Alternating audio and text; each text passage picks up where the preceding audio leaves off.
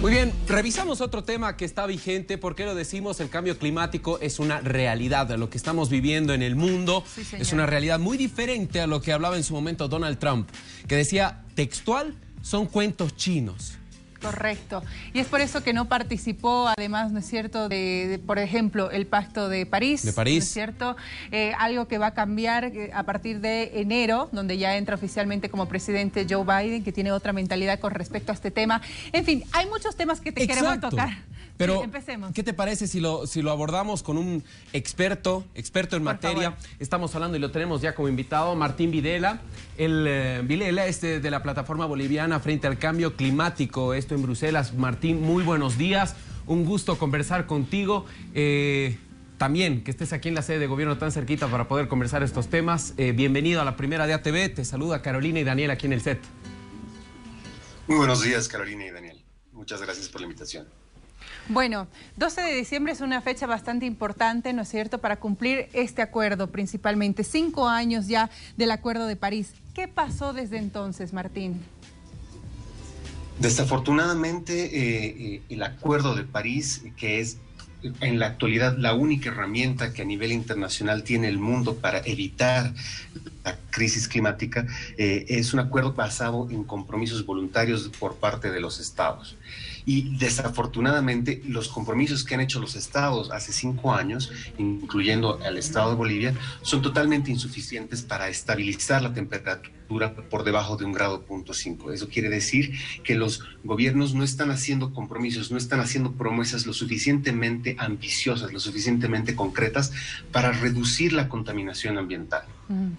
Si hablamos un poquito de su predecesor al Tratado de París, el Tratado de Kioto, que en su momento hacía como una matriz en la cual mientras más polución emito, pago un poquito más, entonces los países preferían o les salía más provechoso en materia económica pagar no más ese monto, pero seguir con esta parte industrial como país. Correcto. Y no entraban al plano de la conciencia. ¿Cómo ha cambiado esta situación para el Tratado de París y cómo se está proyectando? Recordemos que recién va a ingresar nuevamente Estados Unidos, uno de los países que más contamina en el mundo. Exactamente. Bueno, el protocolo de Kioto fracasó porque Estados Unidos, que es el principal responsable de estos gases contaminantes, se salió del acuerdo y cuando se negociaba el segundo periodo de compromisos, muchos otros países desarrollados que también son principalmente contaminantes amenazaron con hacerlo. Es por eso que se desarrolló el Acuerdo de París, y el Acuerdo de París ya no es una imposición desde Naciones Unidas hacia los gobiernos, sino que es más bien como los gobiernos voluntariamente generan compromisos de abajo hacia arriba.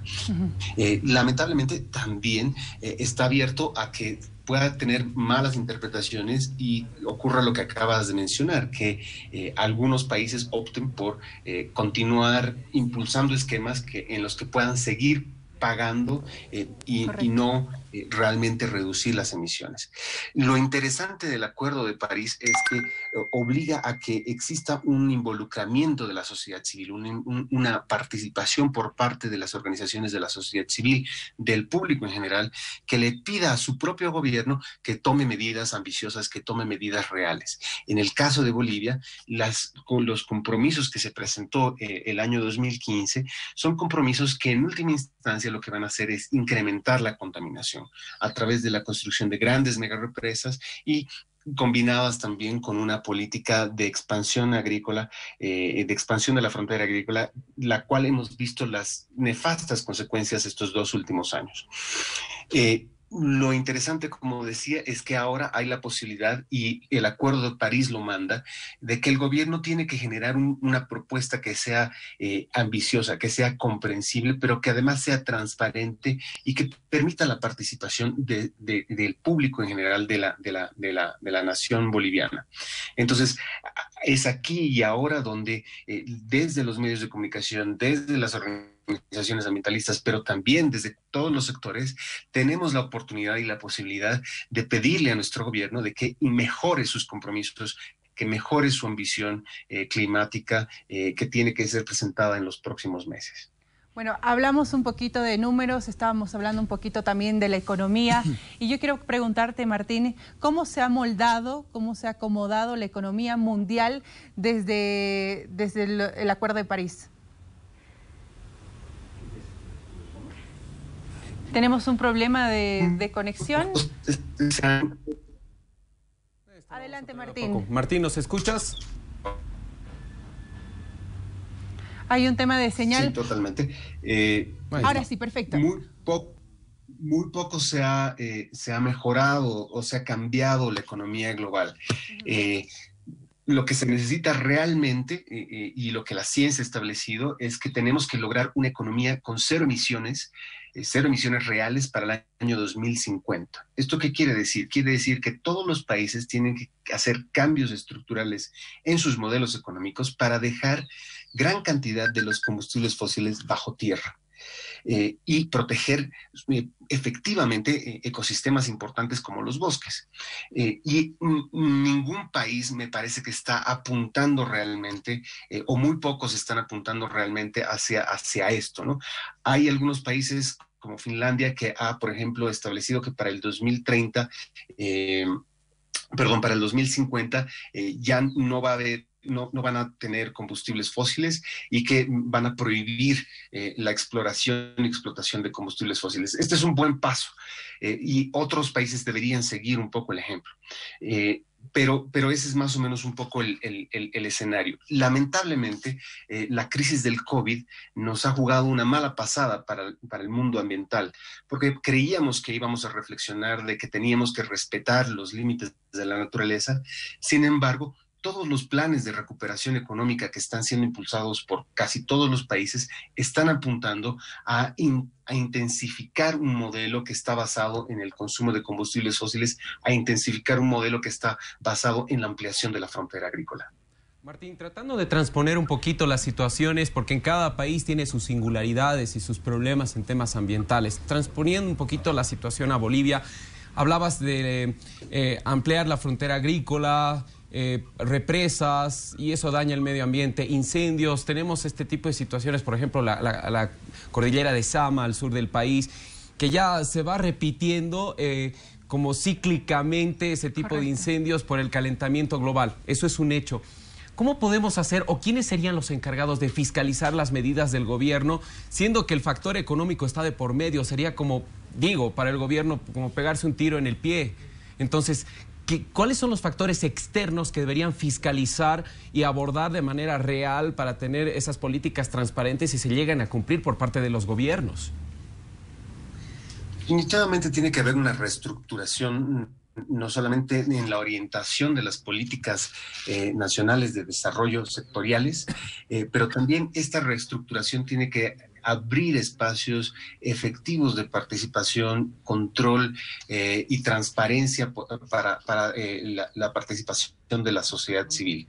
En el caso de, por ejemplo, la cordillera del Sama, es absolutamente necesario que sean las comunidades que viven en la cordillera las que no solamente sean fortalecidas y capacitadas para cuidar el medio ambiente, pero también sean estas fiscalizadoras y ser apoyadas además por el conjunto de la sociedad.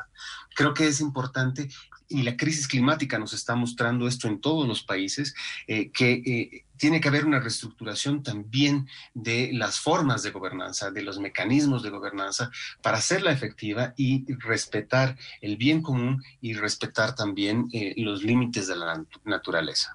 Bueno, y hablando precisamente de esos mecanismos de gobernanza, recientemente hemos elegido a un nuevo presidente para nuestro país. En pocos meses vamos a tener gobernadores, vamos a tener alcaldes. Sin embargo, hasta el momento no se han escuchado propuestas sólidas con respecto al cambio climático. ¿A qué se debe esto? ¿Qué nos está pasando? ¿Cuál es la situación que tenemos en Bolivia al respecto en la actualidad? ¿Qué crees tú, Martín? Bueno, definitivamente ha habido una reducción, digamos, de la narrativa del partido de gobierno con respecto al cuidado de la madre tierra, y yo creo que responde un poco más a la crisis del COVID, ¿no? Que es y ha sido el foco de atención durante todo este año. Sin embargo, yo espero y realmente tengo la esperanza de que en los próximos meses, cuando se terminen de definir las distintas autoridades en las distintas carteras gubernamentales, se abra la posibilidad de establecer estos mecanismos participativos para principalmente actualizar nuestros compromisos climáticos para cumplir el acuerdo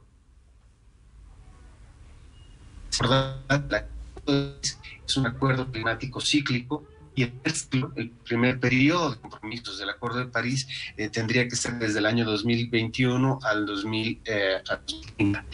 Para entonces, el gobierno de Bolivia tiene que presentar estos compromisos climáticos. Entonces, la tarea que tiene el gobierno es justamente abrir un espacio de participación con la sociedad civil para presentar estos compromisos climáticos que después tendrán que empezar a ser adoptados no solamente por el gobierno central, sino por los gobiernos autonómicos subnacionales.